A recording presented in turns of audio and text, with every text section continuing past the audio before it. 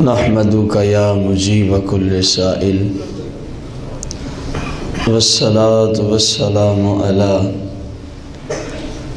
سید الانبیاء والمرسلین وعلی آلہ واصحابہ وازواجہ وعلماء ملتہ اجمعین، اما بعد فاعوذ باللہ من الشیطان الرجیم، بسم اللہ الرحمن الرحیم۔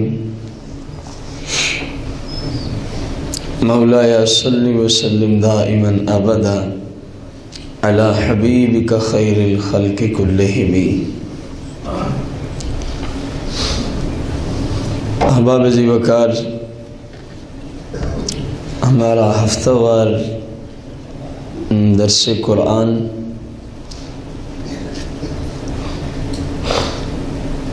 آج کا جو درس ہے اس کا عنوان ہے سبحان اللہ و بحمدہ کہنے کی فضیلت اور برکات، قسط نمبر 2۔ جیسا کہ پیچھے آپ کو عرض کیا تھا، قرآن مجید فرقان حمید میں آیا وَلَذِكْرُ اللَّهِ اکبر، اور اللہ کا ذکر تمام عبادات سے بڑھ کر ہے، تمام عبادات سے بڑھ کر ہے۔ تو یہ سبحان اللہ و بحمدہ یہ بھی اللہ کے اذکار میں سے، ذکروں میں سے ایک ذکر ہے۔ رسول کریم رؤوف الرحیم علیہ الصلاۃ والتسلیم نے ارشاد فرمایا، جس مسلمان نے سبحان اللہ و بحمدہ 100 مرتبہ کہا، کتنی دفعہ؟ کون سا جملہ؟ فرمایا میرا رب اس کے پڑھنے والے کے تمام گناہ معاف کر دیتا ہے۔ فرمایا اگرچہ وہ سمندر کی جھاگ کے برابر ہی کیوں نہ ہو، تمام گناہ اللہ معاف کر دیتا ہے، اگرچہ اس بندے کے گناہ سمندر کی جھاگ کے۔ لیکن یہ شاید میں نے پہلے بلکہ کئی بار کہا ہے کہ کسی بھی جو اس طرح کے وظائف اور عبادات ہیں، ان کی وجہ سے جو گناہ معاف ہوتے ہیں نا، ان سے کون سے مراد ہوتے ہیں گناہ؟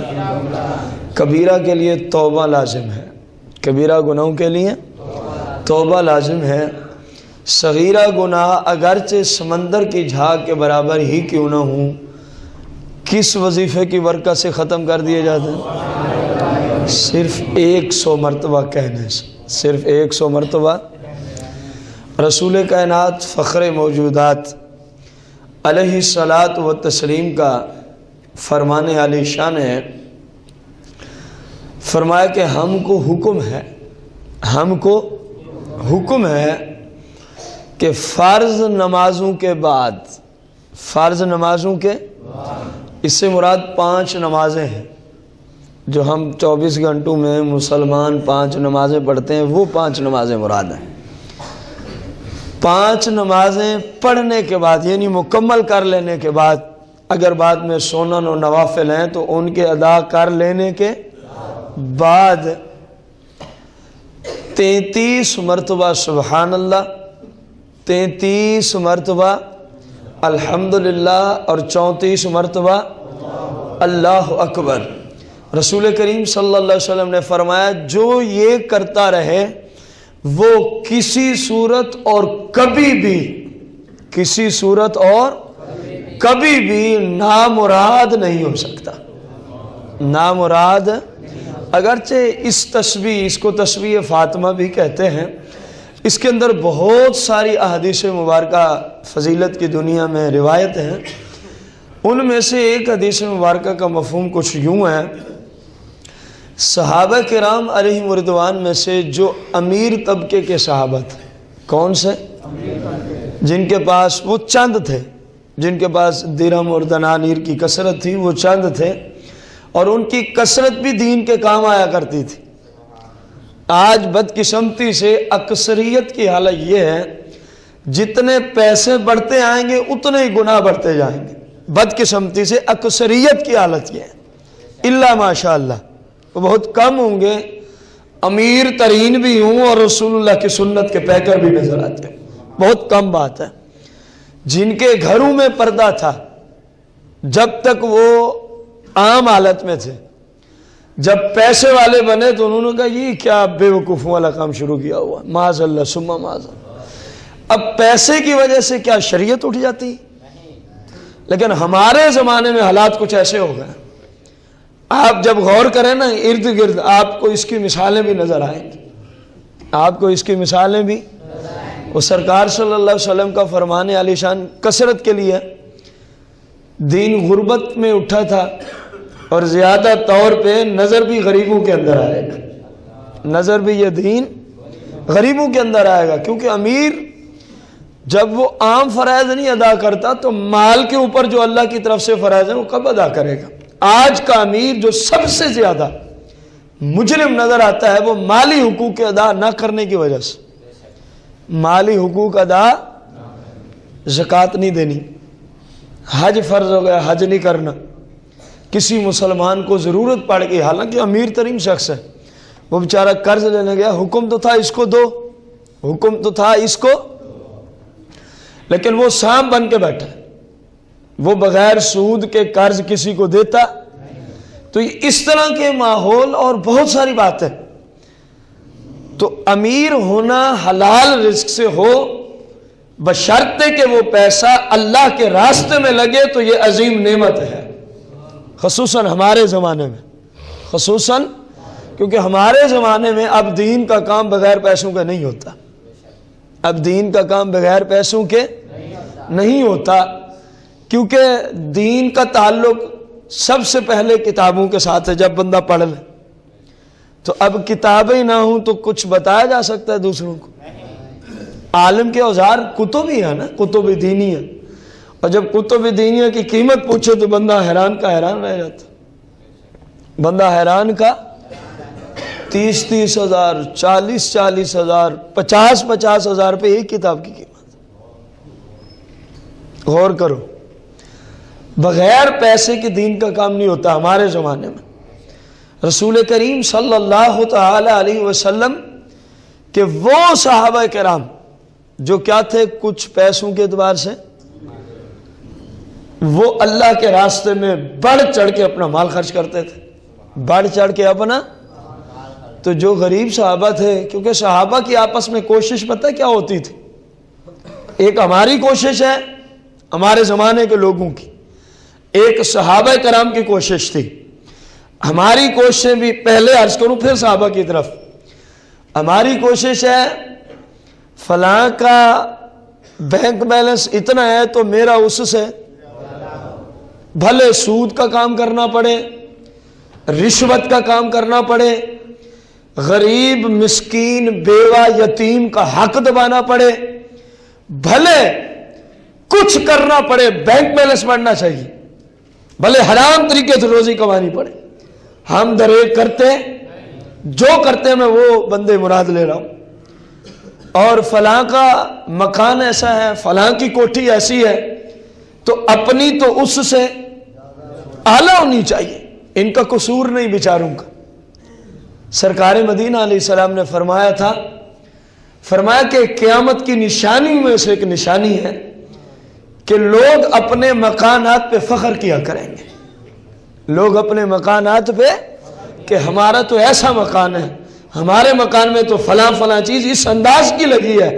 فرمایا یہ کوئی اچھی بات نہیں، یہ تو قیامت کی نشانیوں میں سے ایک نشانی ہے، یہ تو قیامت کی نشانیوں میں سے ایک نشانی ہے۔ ادھر مقابلے بازی ہوتی ہے، اس کے بیٹے کی شادی ہوئی تھی تو فقط 2 کنجریاں ناچنے آئی تھی، اللہ معاف کرے ابھی ہوئی نہیں، پہلے سے حرام کی نیت کیے ہوئے ہیں، نہ جانے اگلا سانس آئے گا کہ نہیں، حرام کی نیت پہلے سے ہے۔ جب ہمارے بیٹے کی ہوگی تو پتہ چلے گا محلے والوں کو یہاں اتنی کنجریاں ناچیں گی اور اس لیول کی کنجریاں آئیں گی۔ ہماری مقابلے بازیاں رہ گئی ہیں گناہوں میں، اور صحابہ کی جو مقابلے بازیاں تھیں وہ صرف اور صرف نیکیوں کے اندر مقابلہ لگا کرتے تھے۔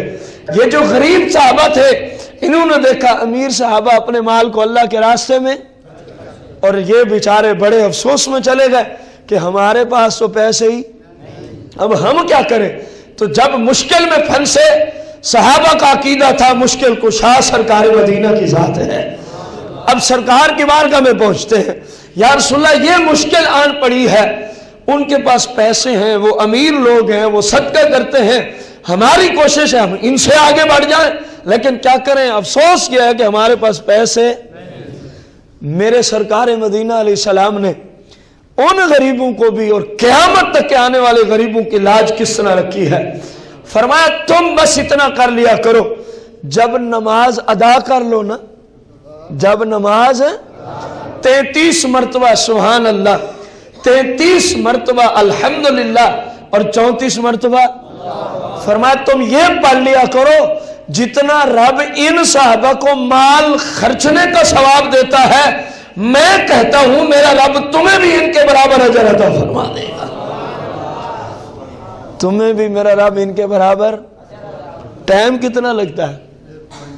غور کریں، سبحان اللہ سبحان اللہ سبحان اللہ 33 مرتبہ، الحمدللہ الحمدللہ الحمدللہ 33 مرتبہ، اللہ اکبر اللہ اکبر اللہ اکبر 34 مرتبہ۔ اس پہ کتنا ٹائم لگتا ہے؟ پوری نماز پڑھ لینے کے بعد سرکار مدینہ علیہ السلام نے ایک جگہ فرمایا کہ اس کا پڑھنے والا کبھی نامراد نہ دنیا میں نہ قبر آخرت میں۔ اور دوسری جگہ میں نے آپ کو عرض کیا، ابھی حدیث عرض کی کہ غریب صحابہ جب سرکار کی بارگاہ میں پہنچے، یہ تو پیسے خرچ کرتے ہیں، ہمارے پاس ہیں ہی، ہوتے تو ہم کرتے، کیونکہ وہاں مقابلے بازی ہوتی تھی نیکیوں میں، یہ اتنی کرتا ہے تو میں اس سے بڑھ جاؤں گا، یہ اتنی کرتا ہے تو میں اس سے بڑھ جاؤں گا۔ تو سرکار نے ان کو یہ علاج عطا فرمایا، اور یہ صرف ان کے لیے نہیں، قیامت تک کے تمامی مسلمانوں کے لیے وظیفہ ہے، قیامت تک کے تمامی مسلمانوں کے لیے۔ یہ تھی صحابہ کی حالت مقابلے میں، اور جو ہماری حالت ہے میں اپنی طرف سے کہہ چکا ہوں۔ اب میں سرکار بغداد، تاجدار بغداد، غوث الاعظم رضی اللہ تعالی عنہ کا ایک خطبہ ہے، اس میں سے چند جملے آپ کو عرض کر دیتا ہوں جو اسی بات سے ملتے جلتے ہیں۔ آپ مریدوں کو خطبہ دے رہے تھے جامعہ قادریہ میں، اپنے جامعہ میں، اپنے مدرسہ میں۔ فرمایا کن چکروں میں پڑے ہوئے ہو؟ دیکھو پیر کی یہ شان ہوتی ہے، پیر تو اس انداز کا ہوتا ہے مریدوں کو، حالانکہ ہم سے سرکار بغداد کو 1000 سال پہلے کے، اس وقت بڑا عمل ہوتا تھا لوگوں میں، اس وقت لوگوں کو فرما دیا کن چکروں میں پڑے ہوئے ہو؟ کیا زندگی بس اسی لیے ملی ہے کہ اس چکر میں گزار دو؟ فلاں نے ایسا لباس پہنا ہے تو میں نے ایسا پہننا ہے، فلاں کا ایسا مکان ہے تو میں نے ایسا بنانا ہے، فلاں یہ کھاتا ہے تو میں نے یہ کھانا ہے۔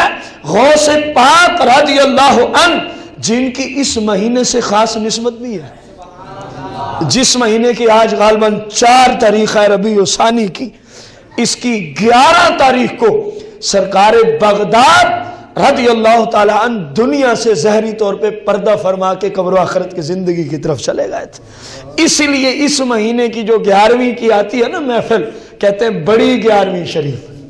کیا کہتے ہیں؟ اس کی وجہ یہ ہے کہ یہ حضور غوث پاک کے عرس کا دن ہوتا ہے۔